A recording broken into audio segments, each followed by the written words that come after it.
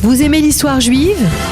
Retrouvez Liana Gurfinkel dans Un jour notre histoire sur Studio Kalita, c'est tous les matins, pour découvrir ensemble les événements et les personnages qui ont fait notre histoire. Boker Tov, Daniel. Boker Tov, Eliana.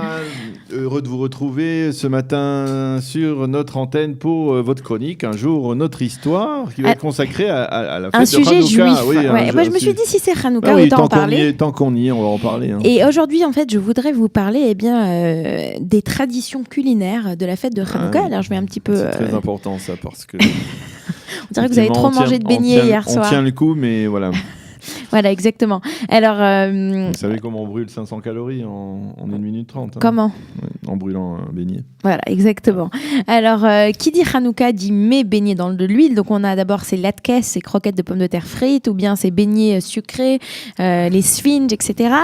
Mais Daniel, depuis quand avons-nous l'habitude de manger ces mets ? Alors, j'aimerais juste rappeler que si pour les juifs ashkénazes, eh bien, il n'y a pas de Hanouka sans latkes, il faut rappeler que les pommes de terre ne sont arrivées eh bien, en Europe qu'après la découverte de l'Amérique en 1492. Oui, qu'on mangeait, qu'est-ce que les Juifs ont donc mangé avant les pommes de terre ? Je vous parle même pas, on en parlera une autre fois au moment de Pessah.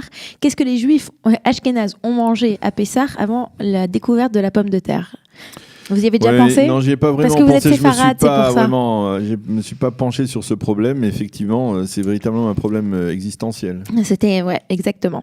Alors, il faut rappeler que donc on a l'histoire de Hanouka, c'est 3 années d'une longue révolte contre les Grecs qui se termine, eh bien, par les Juifs qui réussissent à rentrer à nouveau dans le temple et on a le miracle de Hanouka, cette petite fiole d'huile pour la menorah du temple qui est censée suffire pour un seul jour, va elle durer 8 jours.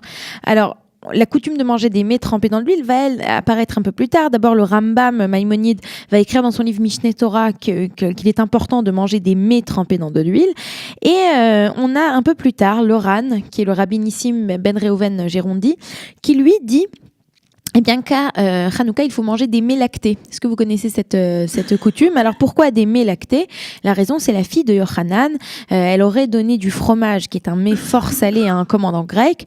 Celui-ci, elle lui aurait aussi apporté du vin qu'il a bu afin de se désaltérer. Et donc rapidement, il a trouvé le sommeil. La fille de Yochanan, le Kohen Gadol, en profite pour lui couper la tête. Et cet acte aurait conduit à la fuite de ses soldats. Alors cette histoire, elle nous rappelle l'histoire de Judith et Holoferne du livre des Maccabées. Et en tout cas, c'est de là que viendrait cette coutume de manger du lait, eh bien, à Hanouka. Pour ce qui est de la leviva, donc de ce beignet de légumes, on en entend parler pour la première fois au XIVe siècle. C'est Kalonimus ben Kalonimus qui écrit un poème dans lequel il parle de ces beignets. Alors, de quoi sont-ils faits à l'époque ? À nouveau, aujourd'hui, quand on dit leviva en hébreu, on pense à une latkes. Mais de quoi est-ce fait à cette époque ? Alors, c'est plutôt une crêpe, comme un petit pancake. Et le mot soufgania, alors Daniel, vous savez d'où vient le mot soufgania ? Je pense que c'est parce qu'il est sauffé avec beaucoup d'huile. Alors, sachez qu'on le trouve pour la première fois il est imprégné d'huile. On le sent quand il passe. Il faut savoir que la première fois dans la Mishnah, on trouve ce terme sous le nom de soufgin. Et dans la Mishnah, le terme soufgin, eh bien, c'est dans le cadre d'une question halachique complexe. Quand on a en fait une pâte à pain qui a été frite, est-ce qu'elle est considérée comme pain ou est-ce qu'elle est considérée comme plutôt un gâteau ? Mais vous en posez des questions ce matin. Voilà.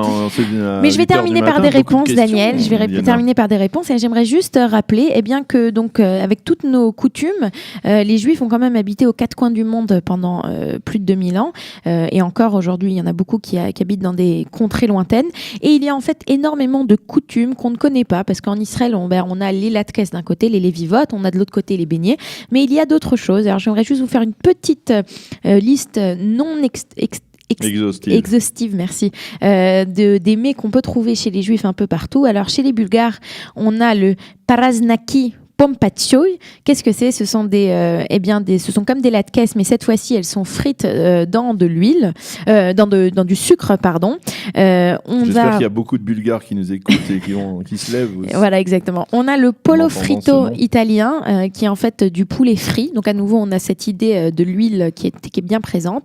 On a les Irakiens font un halva spécial, une halva spéciale pour Hanouka.